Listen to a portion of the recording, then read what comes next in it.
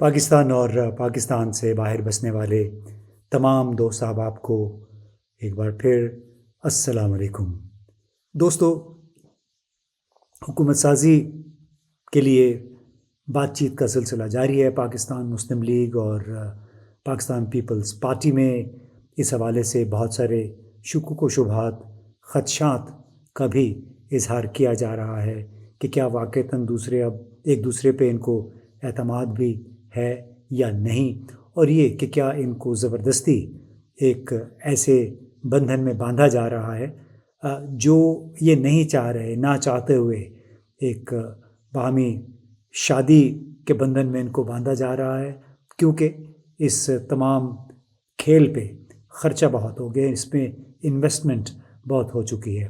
اب قطع نظر اس کے کہ پیپلز پارٹی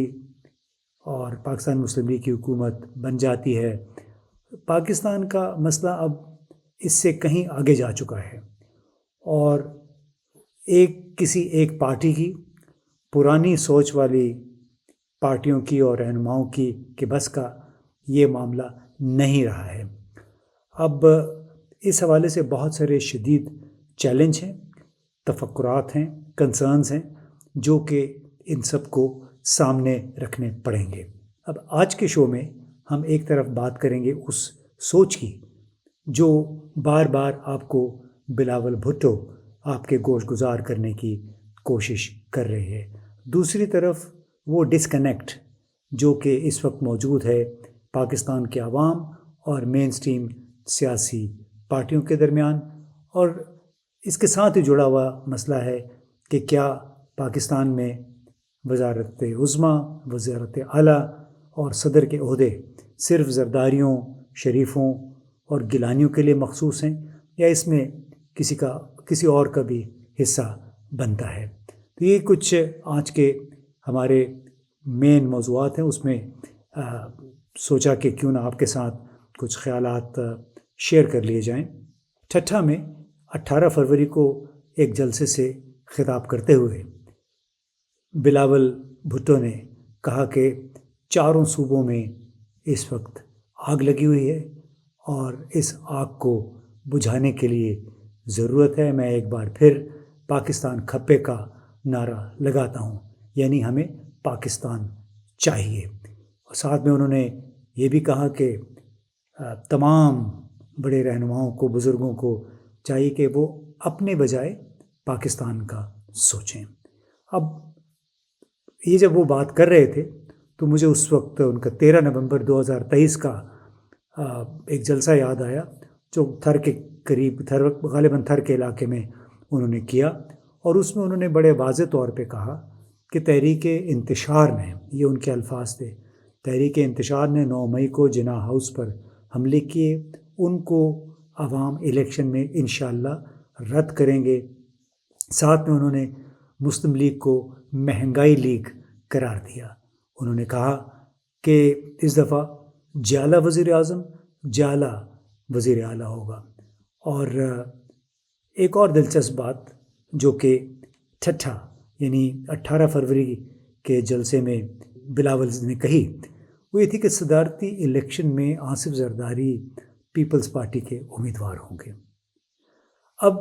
ایک طرف وہ یہ بات کر رہے تھے بڑے زور شور سے کہ ہمیں اپنا سوچنے کی بجائے پاکستان کا سوچنا چاہیے، پاکستان میں جو چاروں صوبوں میں آگ لگی ہوئی ہے اس کو بجھانے کی ضرورت ہے، اور ساتھ ہی کہتے ہیں کہ اس آگ کو بجھانے کا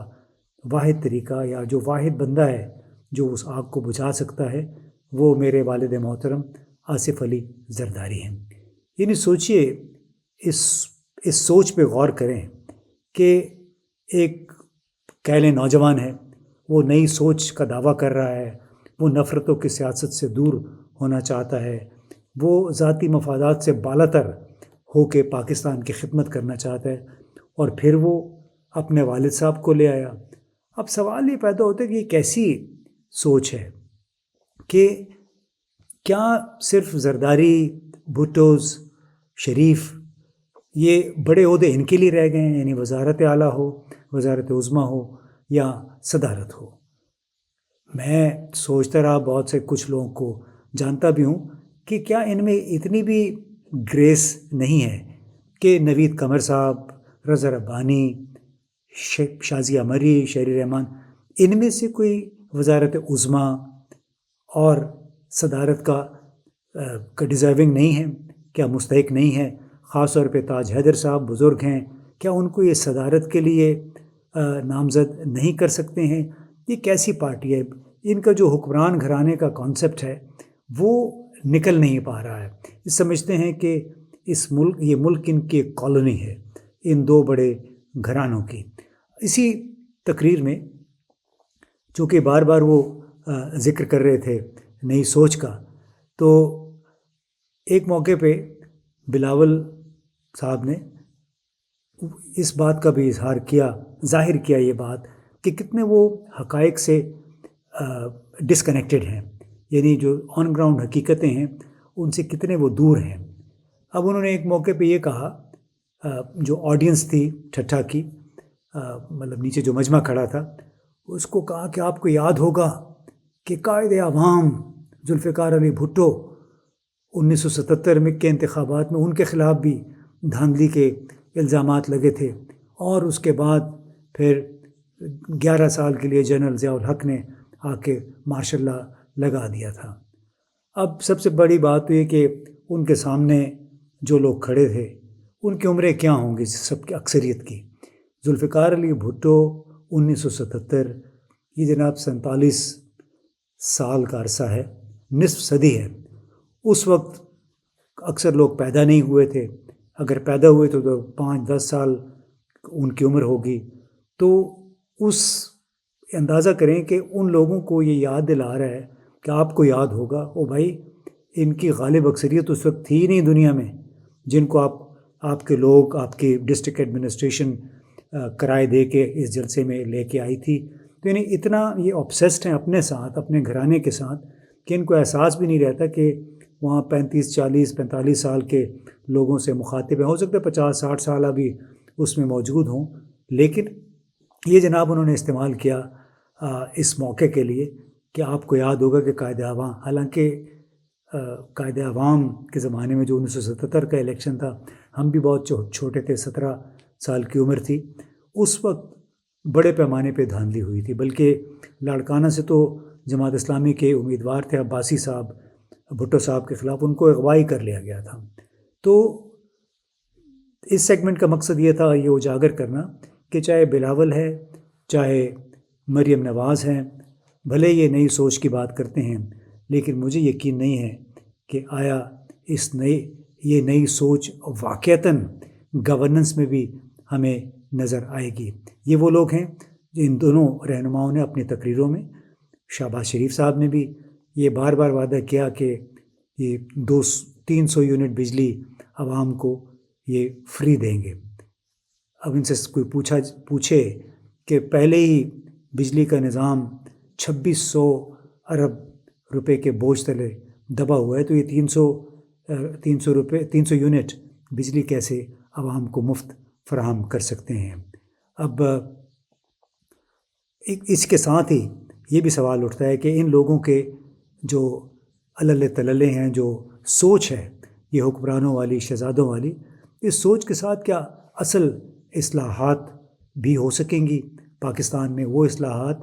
جو کہ انتہائی ضروری ہیں اس ملک کو بچانے کے لیے، اس عوام کو مزید غربت اور افلاس سے بچانے کے لیے۔ اب چیلنجز کیا ہیں؟ دیکھیے، ہماری پاکستان کی اس وقت کل آبادی کہا جاتا ہے 243 ملین ہے، یعنی 24 کروڑ سے بھی زیادہ ہو چکی ہے۔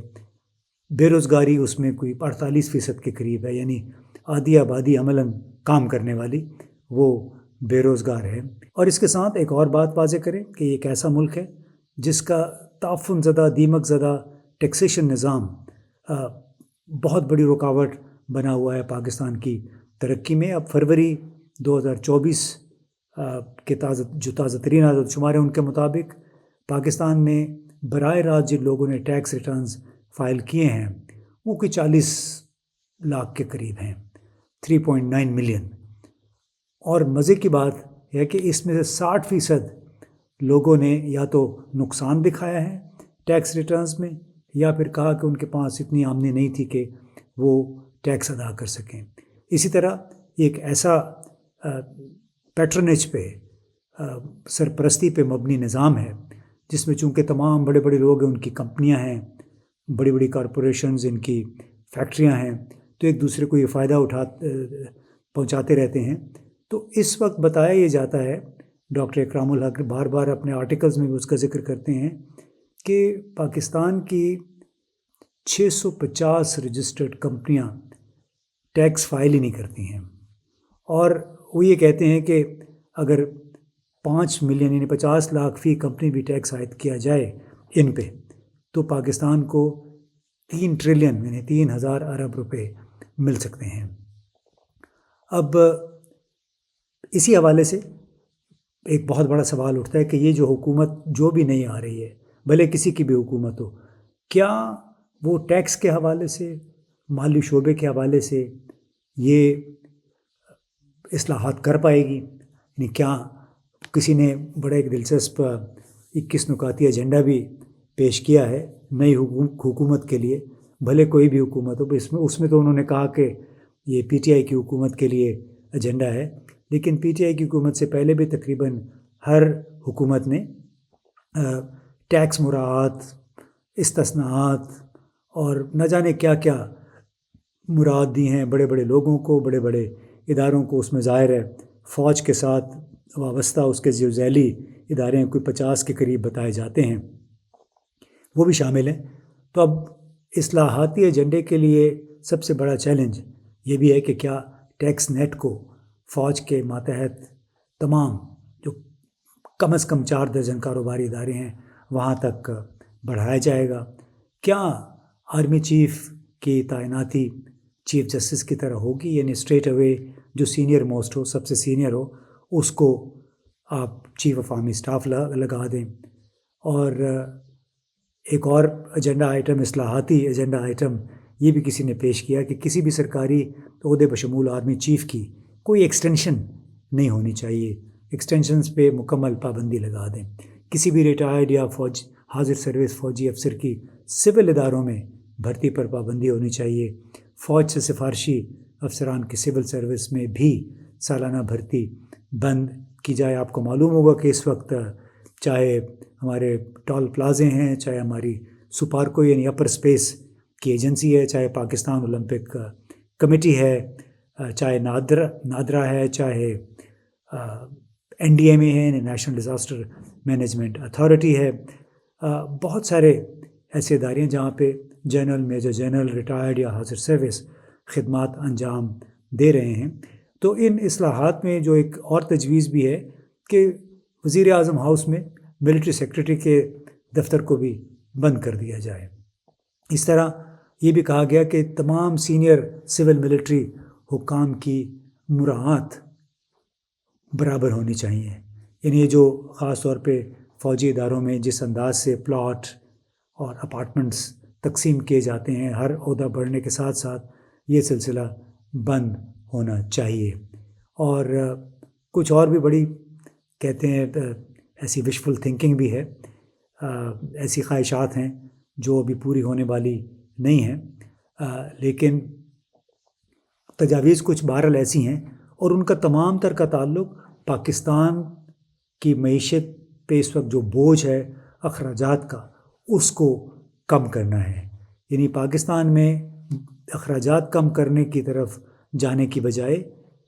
تمام حکومتیں قرض پہ قرض لیے جاتی ہیں، پرانے قرض چکانے کے لیے، پینشنز کے لیے، تنخواہوں کے لیے، ہمارے ترقیاتی پروگراموں کے لیے بھی۔ 2023-24 میں بھی ہمارے جو حکومت کی آمدنی ہوگی وہ محض ہمارے قرضے واپس چکانے کے لیے بھی کافی نہیں ہوگی۔ یعنی ایک ایسی ریاست ہے جو مسلسل قرضوں کے جال میں پھنستی چلی جا رہی ہے، اور اس میں ضرورت ہوگی نئی حکومت کو ہر سیکٹر میں اصلاحات کی، چاہے وہ فوجی ادارہ ہو، چاہے سویلین ادارہ ہو۔ تو کیا نئی حکومت یہ بیڑا اٹھا پائے گی؟ ایسی اصلاحات جس سے یقیناً پاکستان کے عوام کا، پاکستان کے میں کہوں گا بے بس عوام کا کچھ نہ کچھ فائدہ ضرور ہوگا، پاکستان پہ قرضوں کا بوجھ نسبتاً کم ہوگا۔ اب یہ چند گزارشات تھیں بلاول بھٹو مریم نواز کی سوچ کے حوالے سے اور ان اقدامات کے حوالے سے جو بڑے ضروری ہیں۔ اصلاحات بڑی ضروری ہیں، ناگزیر ہیں پاکستان کے لیے، لیکن کیا پاکستان کی سول ملٹری اشرافیہ